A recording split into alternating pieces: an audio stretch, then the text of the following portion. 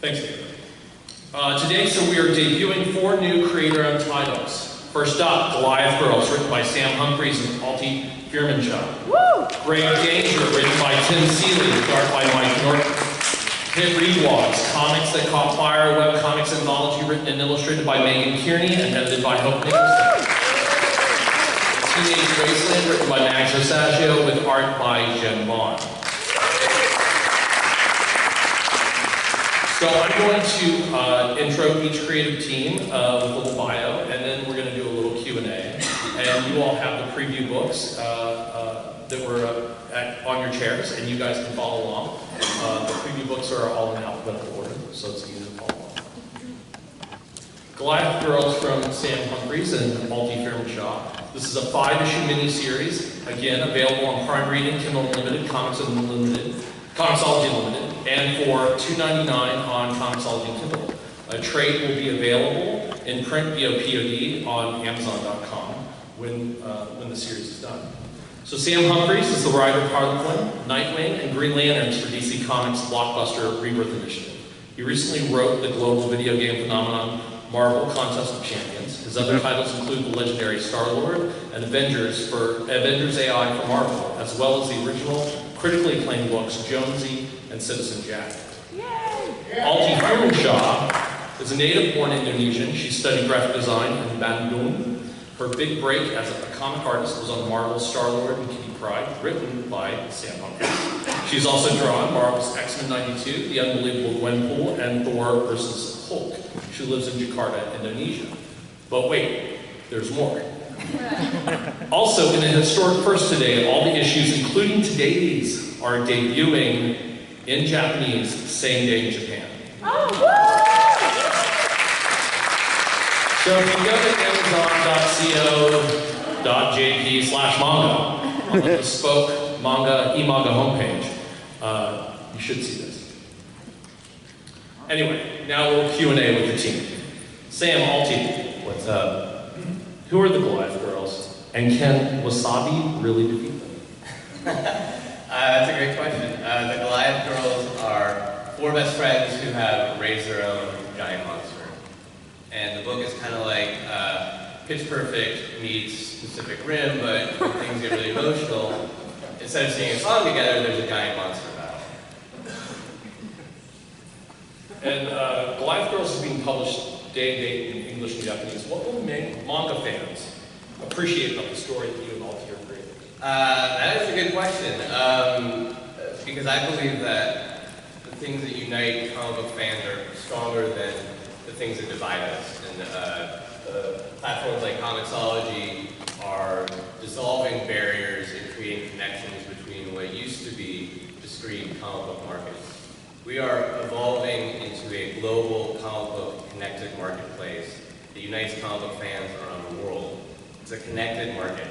And I think that manga fans in Japan, my hope is that they read Goliath Girls and they see that us, 2 manga and anime fans, have taken all the wonderful things that they broadcast around the world, we've reinterpreted it and remixed it and are broadcasting it back to them now. So Alti, Kaiju, Goliaths, the monsters of Goliath Girls have many names, but what inspired your amazing designs? So I grew up reading manga comics a lot, and this time I was hugely inspired by Dragon Ball comic. Yeah, there's a lot of manga influence that we've traded back and forth, everything from Clamp to Evangelion to Fooly Cooly. Yes, Alti's hat right here you might recognize. This truly is it's a love letter. It's an international love letter to manga and anime from an American reader and an Indonesian reader. Great, thank you. So we also have Grave Danger, written by Tim Seeley with art by Mike Norton. It's a 5-issue miniseries, again available on Prime Reading, Kindle Unlimited, Comixology Limited, and for $2.99 on Comixology and Kindle. Again, the trade will be available in print via POD on Amazon.com. Not only is this the debut of Grave Danger, but this is also the debut of new publishing venture, Comics AF, The co-founders, Daniel Alter and Jeff Forsyth, are here with us. Stand up, think about that. And we'll have another project with Comics AF later in the year. So Ryder Fusili, who couldn't be with us today, a little bit about him. He's one of those slash people, a writer slash artist. He has drawn a number of different comic books, including G.I. Joe, Halloween, Wildcat, X-Sanguine. His writing work includes the New York Times best-selling Hack Slash, Nightwing, Green Lantern, Grayson, and the critically acclaimed revival with Mike Norton, who is here with us. Mike is the creator of the Eisner Harvey Award-winning webcomic Battlepunk. He's also the co-creator and artist of Revival, obviously, and the critically acclaimed Image series and Dark Horse comic series, The Answer with Dennis Hopeless. So Mike. Yes. With The Secret Agent, Zombies, and Plain Laughs, Grave Danger brings together a lot of terrific genre elements. Did you intend to make an espionage horror universe mashup, or is this a fictionalized autobiography? Like the Disney movie Condor Man, everything that happens in the comic actually happens. We have to experience it before we look. Did you just make a Condor Man? Yeah. Well, that actually speaks to the comic because the main character, Grave Danger, she is a woman who's been raised by vampires on a set of basically like 10 DVDs and VHS tapes, and so she only relates to the world in basically dialogue from old crappy 80s movies. So she sees herself as James Bond, and she acts like James Bond, but she's not James Bond. She's fighting werewolves and vampires and all kinds of weird things that go bump in the night, and she does it with style and a little bit awkward. Great. And so Tim couldn't be with us today, but you think I could try. Okay. Maybe we can get Tim virtually. I can just do my Tim impression. Oh, I would love to hear that. Is he going to astral project?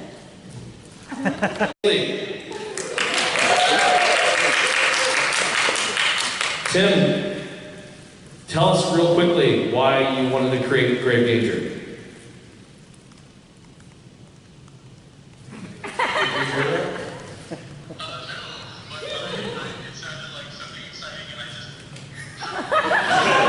He asked you why you created Grave Danger. Oh, I mean, I basically just wanted to make up a character who could be cool and likable and running around in a giant universe, which any story we wanted to do, we could do. Except Arbor, visible, and just any rule think. Right, Serious. He did just say slam the margarita. Anyway, thanks, Tim. So, Mike, what's it like working with Tim? I think he just. So, this is the first release for Comics AF. What's it like to be the first publication of for a new publisher? Well, it's nice to know that their reputation will be made by what I would say, so I'm trying not to do anything embarrassing. Awesome. It's great. It's fun. This is a fun book for me and Tim. It's something we haven't done before after 5 years of drawing. Very depressing story in the snow. It's nice to do something that involves every crazy thing we had in our childhood, put into an interesting new character that I think people will relate to, and hopefully you'll read it. Great. Thanks, Mike. Blog, Comics That Caught Fire, 130-page web comics anthology written and illustrated by Megan Kearney and edited by Hope Nicholson, done in conjunction with Hope's Bedside Press. Again, this is available on Prime Reading, Kindle Unlimited, Comixology Unlimited, and for $6.99 on Comixology and Kindle. A POD version of this trade will be available later this summer. We want to get this out for Comic-Con, so right now it's just digital. So let me give you some more background on the creators. Megan Kearney is a Canadian sequential artist and writer. In addition to her award-winning adaptation of Beauty and the Beast, Megan is a regular contributor to Disney Princess series and an illustrator for the upcoming YA adventure series with writer Connor McKeary. She lives in Toronto with her husband and son, where she manages Comic Book Embassy, an energetic co-work studio that is home to some of the city's top indie talent. Hope Nicholson is the Winnipeg-based owner of the publishing house Bedside Press that creates graphic novels and prose fiction, including the popular books The Secret Lives of Geek Girls and Love Beyond Body, Space, and Time. She's also the author of The Spectacular Sisterhood of Superwomen, a history book that looks at the history of female characters in comics from the 1930s through the 2010s. Hope and Megan. So this is an interesting title, Hit Reblog. What's that even mean? What are memes and what does it mean to go viral? That's an interesting question. I think all of us are probably present on social media these days, and so we've probably seen those comics that float around and get remixed, and grandma posts and hope she doesn't get the punchline. And for us, what we wanted to do was collect some of these comics that have taken on a life of their own and feature them in this book along with some biographical details of their creators and the fallout of becoming a viral sensation. Yeah, we wanted to show the positive and the negative aspects of sudden internet fame. So while some creators might go on to get big book deals, for example, other people kind of retreat into a hermitage because the tension's just too much. So tell us about your contribution to this book and what you enjoyed most about adding original content to some of the most talented and talked about webcomics. I threw money at Megan and told her to make me a book. It was a lot of fun. It was interesting to get to know some of the faces and names of the people behind these comics that often wind up divorced from their creators. It was very interesting to see the diverse ways that sudden fame or sudden lack of attribution affected these people. For some people, it was great frustration that they couldn't take credit for their work. For others, it was like, oh my gosh, please stop harassing me on the internet. And what was really cool about the project too, I thought, is that we kind of merged the areas of popular culture and kind of academic culture together. We hired a bunch of researchers from across North America who basically delved into these creators' lives and their comics, and they brought out gold that we then spun into this beautiful thread of story. We're very Rumpelstiltskin like that, right? So watch your first ones. So there are 20 webcomics in this collection. How did you decide which ones to include? Do you have any favorites? They're all my favorites, of course. I have no favorites specifically. Very diplomatic. I really liked featuring Ryan Harvey's Honey Dill comics in the series in particular. He had one comic that went fairly viral on the internet called Mental Health All-Stars, and I think really related to people because it showcased that they weren't alone, that there was different things that people were going through that's pretty universal. And what was nice about that is that Ryan is from Winnipeg, someone I see on a regular basis. So I got to see firsthand what internet fame does to someone, which in his case meant that he was kind of shocked and surprised and pleased with it all, which is the best case scenario when it comes to these things. I was personally really invested in the success of Nuzlocke comics. I see some laughter in the audience. So the creator, Nick Franco, as a student decided he was going to replay his Pokemon game. But it was too easy, so he made up some rules for himself. He said, like, okay, so now when a Pokemon faints, I can't revive it, it's dead. I have to release it. And I'm only allowed to catch the first Pokemon I encounter. And the result was that he became really emotionally attached to them. And he started making little comics and posting his Nuzlocke journey, which was a Lost reference. We're very dated here. And somehow this caught fire, and now on the internet, if you look up Nuzlocke Run, you will find hundreds of Let's Plays, hundreds of fan comics, hundreds of fan fictions, just written interpretations, recorded interpretations, video interpretations. So this young student playing his Pokemon game accidentally spawned a massive genre that's still incredibly popular online today. Great. Thank you all. Next up, with art by Jen Vaughn. 5 issues available on Prime Reading, Kindle Unlimited, Comixology Unlimited, and issues for $2.99 on Comixology Kindle. The trade will be available in print via POD on Amazon.com. Max Versaggio is the Eisner and GLAAD Media Award nominated writer behind Kim and Kim, Eternity Girl, Dazzler, Exxon, Transformers vs. Visionaries, and Quantum Teens Are Go. In addition to her comics work, she's blogged a bunch, now rightfully deleted, and is an occasional contributor at Paste Magazine, focusing on comics and culture. To her right is Jen Vaughn, the cartoonist behind Goosebumps, Download, and Die, drawing Betty and Veronica's Vixens, as well as drawing covers for the comic series My Little Pony, Pathfinder, The Wilds, Hack Slash vs. Vampirella, and more. She plays a Tiefling Ranger? Tiefling Ranger. Thank you. Yeah. Riot Bones with her in the popular D&D podcast D20 Games. So, Max, high school is bullshit is my favorite line in this comic. Is it not though? So were you and Jen both rebels in high school? Were we what? Were you both rebels? No. No, I was a loser. I was like just no friends, hanging by myself, playing video games. Yeah, I moved every summer, so my main goal was to make enough friends for like a November birthday sleepover. So I play a lot of softball, and the librarians are my best friends. I like to think I was like an artsy rebel, but I just was not anything even close to resembling that. Ellie is the new girl in school and is adjusting to a recent loss. Being the new kid in school is hard enough. Where did you all get the idea for the story? And it sounds like both of you all were the new kids. I mean, so the basic idea just sort of came from I'm doing a lot of like fiction lately that's sort of revolving around high school, and I guess I'm just sort of trying to construct a more exciting version of teenagerdom than I actually had. Like I wanted my teenagers were really boring, and I guess I'm just trying to pump some life into them. Yeah, there was a good back and forth where I handed Max a drawing I made of like a magical girl in a battle steed, and I was like, well, what do you think? She's like, can we set it in the 90s? I was like, yes. Maybe the Slacker Kids? And I was like, yes! And then like it blew up from there. So Max, you've been writing Kim and Kim about 20-somethings, and Teenage Wasteland is about high school students. Which generation do you relate to? Oh God, which one do I relate to?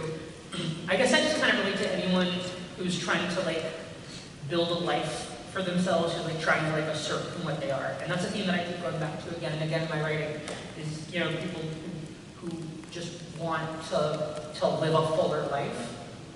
So I guess it's not an age group I relate to as much as it's a lack of maturity. Jen, what about you? Which generation do you relate to? The Oregon Trail generation, right? Like, Nice. right? Like, we didn't have computers at first, but then when we had them, we're like, oh, we're gonna play them. I like how when we got computers, the first thing we could think to do with them was, I'm gonna go to Oregon. Someone's gonna die of diphtheria in this room. Well, great. Well, thank you all. We're going to bring up the coming soon books and let you all take your seats in the audience. And Mark Christian, C. Spike Trotman, Kelly Donald, Tish, M.K. Reed, come on down. And while we're getting more creator-owned titles from us Comixology Originals, The Dark by writer Mark Sable and artist Christian Donaldson, Delver by co-writers C. Spike Trotman and M.K. Reed with art by Tish Doolin. And The Stone King, written by Kel McDonald with art by Tyler Crook, who sadly cannot be here with us at the show. That's the Again, I'm going to go into, I'm going to announce each book, talk about the creative team's biographies, and ask a couple of questions. Mark Sable and drawn by Christian Donaldson will be a 120-page original graphic novel available digitally on Prime Reading, Kindle Unlimited, Comixology Limited, on Comixology and Kindle for $6.99. The trade will be available in print via POD on Amazon.com, and this title is currently available for pre-order today in digital. Mark Sable is a writer, educator, and futurist. He's written such characters as Spider-Man and Batman from Marvel and DC. He's best known for his creative work, such as Image Comics' Graveyard of Empires with Paul Azaceta, and Unthinkable with Julian Tino Tedesco. Mark also teaches writing for the School of Visual Arts, Visual Narrative MFA program. Christian Donaldson, to Mark's left, is known for his handsomeness, his physical. This is your old bio that I made incorrect. Anyway, Christian's a great artist who writes funny bios, but he's amazing. He draws in 3 dimensions, and he went to SCAD, and he worked on the massive supermarket in DMZ. How did I miss that? Anyway, Mark, The Dark is full of some crazy futuristic stuff. Where did the idea for the book come from? So, like you said, one of the things I do is I'm a futurist. I work with a think tank called the Atlantic Council for something called the Art of the Future. And what it is it puts creative people together, like people in the military, intelligence, and scientific communities, and policymakers, and we help try to envision what the future of conflict is, so hopefully we can prevent it. So in this case, the Dark is a near future story that takes place in a world where a cyber attack has not only wiped out the internet, but taken out the grid worldwide. And that's where the inspiration for it came from. Christian has basically literally created that world in 3D, which is something. Don't steal my next question, Mark. So Christian, what's it like to literally create that world? It's really fun. It's cool. Mark came up with quite a number of very interesting places that I was able to, use as a jumping off point for doing a lot of environment design. I'm actually sort of pre-visualizing a lot of things and shooting them in 3D and then using them as the arena for the storytelling and to populate this world that Mark's come up with. And we'll have more about The Dark when it gets nearer to release. Next up, we have Delver by co-writers C. Spike Trotman and N.K. Reed with art by Tish Doolin. It's a 5-issue miniseries available on Prime Reading, Kindle Unlimited, Comixology Unlimited, and for $2.99 on Comixology and Kindle. The trade will be available in print via POD on Amazon.com, and the first issue is currently available for pre-order today. C. Spike Trotman has raised over $1 million on Kickstarter. First superstars crowdfunding with her publishing company, Iron Circus. An artist and writer, she founded Iron Circus in 2007, as has grown to become Chicago's largest comic publisher. She's her best-known work includes the webcomic Templar Arizona and Smut Peddler series of erotic comic anthologies, and Porkcraft, a graphic novel guide for frugal living. N.K. Reed, to her left, is the Eisner and Ignatz nominated author of the Cast-Off series and the graphic novel Americus, The Cute Girl Network, Pale Fire, and Science Comics Dinosaurs. N.K. lives in Portland, Oregon with her very tall husband. Tish Doolin is a writer and comic book artist, former Army medic, and displaced Texan, currently residing in Kirkland, Washington. When not drawing, Tish is either writing essays or learning about the Cold War. So, Spike, you're a Kickstarter sensation. Why bring this comic book series to us at Comixology?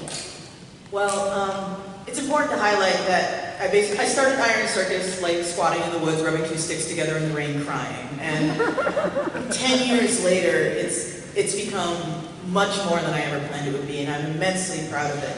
But at the same time, I am aware of my place in sort of, I don't want to call it a hierarchy, more like the ecosystem of comics. And simply by the fact I'm not old enough, I'm not big enough, and my publishing company has like 4 employees, I don't have access to the kind of opportunities, and I can't knock on certain doors. Not yet, maybe in another 10 years, but definitely not now. And by partnering with something like Comixology, if nothing else, I'm a huge fan of trying new things. When I was on Kickstarter in 2009, that was the year it launched. That was when I ran my first project, and so when I was approached by Comixology to try this brand new thing that no one had done before, I was like, ooh, sounds like a good idea. And I'm fully cognizant of the fact that Comixology has access to, certain opportunities and certain expertise that I myself have yet to learn working in the comic trenches.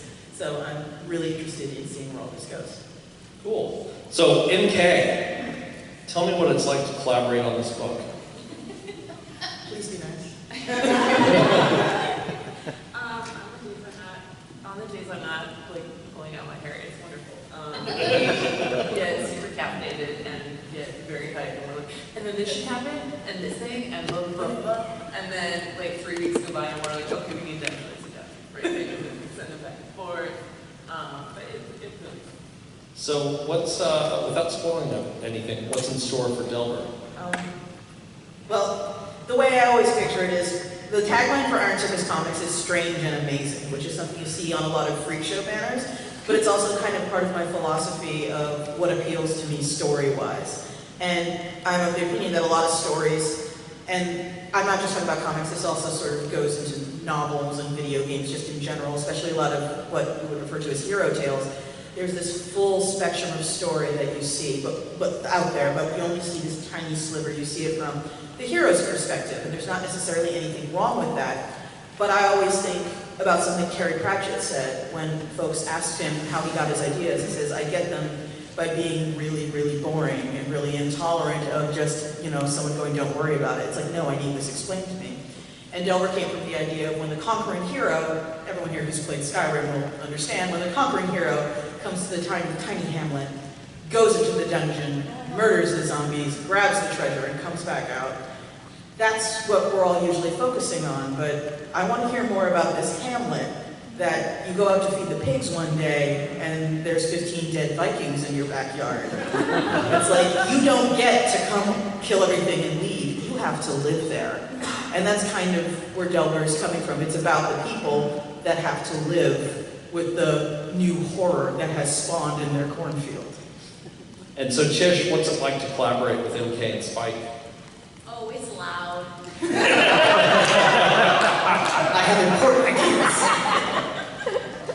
No, seriously though, it's been great. I've never gotten an opportunity to work with two industry professionals before, and it's just really been such a new and exciting thing. I come from the world of webcomics, so that's me working on my own schedule and trying to keep things up on my own, but when there's two other people that have my back, it really gives you this incredible bonding experience, and it makes the work a lot easier. Great. Thank you all. Thank you. And lastly, it's going to be a 4-issue miniseries available on Prime Reading, Kindle Unlimited, Comixology Unlimited, and for $2.99 on Comixology and Kindle. The trade will be available in print via POD on Amazon.com, and the first issue is currently available for pre-order today. Tyler Crook, who's best known for his work with Colin Bunn on Harrow County for Dark Horse Comics, and has received the Eisner Award nomination for Best New Series in 2016, and won the ongoing series for Best Ongoing Series Ghastly Awards in 2015. 2016 couldn't be with us, so we have Kel, who will represent the team. And Kel's been working in comics for over a decade. Most of that time has been spent on her webcomic Sorcery 101. More recently, she has organized the Cautionary Fables and Fairy Tales anthology series while contributing to other anthologies like Smut Peddler and Sleep of Reason. Kel is also a Kickstarter phenom. She has worked on comics like Buffy the High School Years and recently finished her creator-owned series Misfits of Avalon for Dark Horse. And she's currently working on her self-published series The City Between. Kel, so you're successful on Kickstarter with Cautionary Fables and Fairy Tales and Comixology Submit. Why publish with us on Comixology Originals? Well, I'm just copying Spike. You and everybody else. Basically, I have always tried to experiment with different ways of making comics successful. Like I jumped on the webcomics very quickly, and then I am also an early adopter of Kickstarter, but the reason why I haven't made over $1 million on Kickstarter is because I tried to do a few more experimental stuff on Kickstarter, like one that's like, what if I did a Kickstarter that's all digital and no shipping, and what if I did one that's for like a tinier thing, and I'm just always trying to find new things to figure out how to make my comics pay my rent. There you go.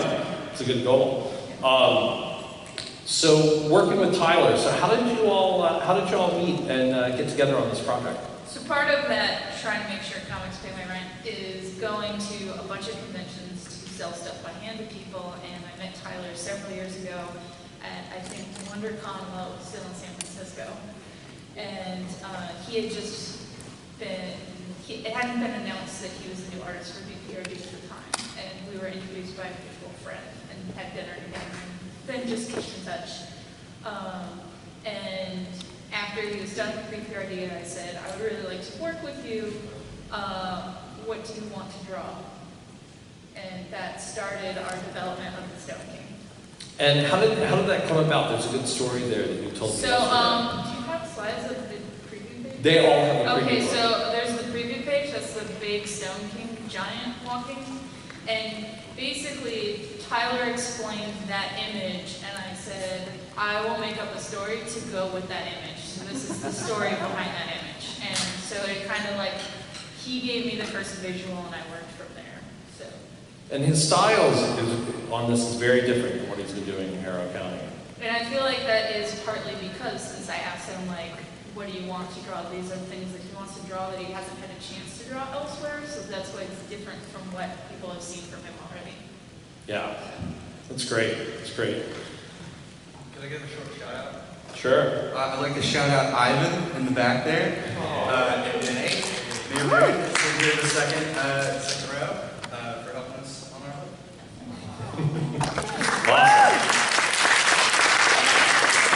A big thanks for all you all for coming today. We hope you're excited as we are about Comixology Originals. So I'd like to take a moment to open up for questions. And then you all can stick around. We still have some food left. And yeah, so any questions, comments, criticisms? Yes, sir. Regarding the time limited, you said that you have 100 million and more audience activities, but how many activities are? Yeah, it's not. That's not information. Unfortunately, it's public. The information that's been publicly revealed about Prime is that there's over 100 million Prime customers. I have a question for Sam. Yes. Are you guys working with the Japanese business, or do you guys do the Japanese writing yourself? Or I'm totally curious about it. Yeah. Go ahead. Yeah. That's a great question because I've never ever done anything like this before.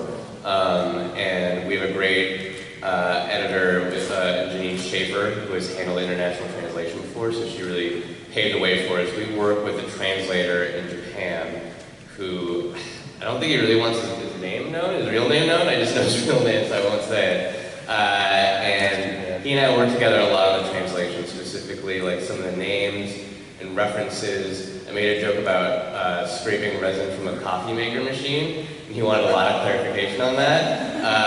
And some of the other things in there, some of the other references, and we talked a lot about how to translate the name. The name of the book was like a really big thing, like which way we wanted to go, and there were a lot of options. But he's done translation work for Western Comics before, and he works with a letterer, they call it designer over there, and then he does all the lettering changes for us. It's been a real education. It's been a lot of fun.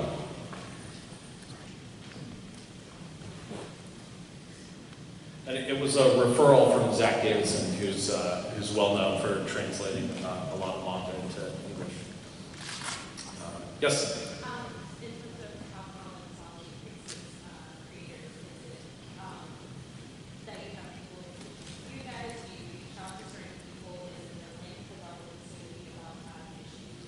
Yeah, right now we're very selective in reaching out to people. We're looking for projects that would be great for if it's someone's first comic, and so we're trying to do things that may or may not be supported in the direct market in the retail marketplace. So, but yeah, it's something that we are curating. Back there. So guided view is a huge part of what the Comixology reading experience is. And for all of the creators, whoever feels like they have something they want to say about this, knowing that your book is probably going to get read in guided view before any other type of format, how are you thinking about that when you're thinking about how it's laid out, how the story is paced? Well, one of the things that we've done is we actually have a guide that we've come up with and shared with all the creators about how to optimize for guided view. David, you want to talk about that? I'm just trying to use love, man. And so, it's just a matter about like having less overlapping panels, being cognizant of, double-page spreads don't always work when when you get to a double-page spread, you have like 13 word balloons, and so you're zooming in. It has the exact opposite impact for the comic than for a digital reader than for print. And so, we want to make sure that we're always thinking about the digital reader, since these books are going out digitally in a very aggressive fashion. And so, our goal is to make new comic fans. So we want to make that experience the best it can be. I wondered if you'd like to comment on release schedules and the idea of binging comics. I think that came from the previous wave of releases. Oh yeah. So with the June 1st release, we did Super Freaks, and we released issues 1 through 5, and a lot of the stuff with Comixology Originals, we're trying to experiment and do things that other people haven't, and to see if they work. And we released all 5 issues at once, and by all indicators, it was very successful. The trade's out today. And the trade's up today. Yep. Yes, sir. Does your format have a place for readers to rate the comics, to give their thoughts on the comics? There's a star rating system in the Comixology service, and then on Amazon on the detail pages you can write reviews. So I have a follow-up to that, though, because for the content creators, there's been, because of the internet, it came up a little bit. We were talking about internet bullying. Do you guys have any kinds of ways to deal with your critics, or any kinds of advice that you like to give to content creators who are being criticized on the internet now?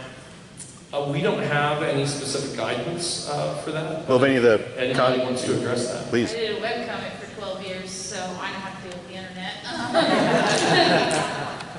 Yeah, I mean, when I was making my webcomic, no comment went up without going through review. I can't imagine these days anything goes up without going through review. Unless you want like a comment page full of like 5 Cialis here or something. Any other questions? Go. With as quickly as the doors open between Mickey Mouse to let Marvel properties come through, plenty to let DC properties go through, how quickly are you looking to adapt these comics into live action television shows for Amazon Prime? There's a distinct possibility that could happen, but I have nothing to announce today. That was a good question. Let me get my facts right here. So the first 4 books are available immediately on the platform, right? The ones that I went through, yeah. So Teenage Wasteland, Grave Danger, Hit Reblog, and Live Girls are all available right now. They went live at the beginning of the press conference. Cool. And the next 3 will be later this year? Coming soon. Okay. Okay, well, thank you all so much. And again, if you have a friend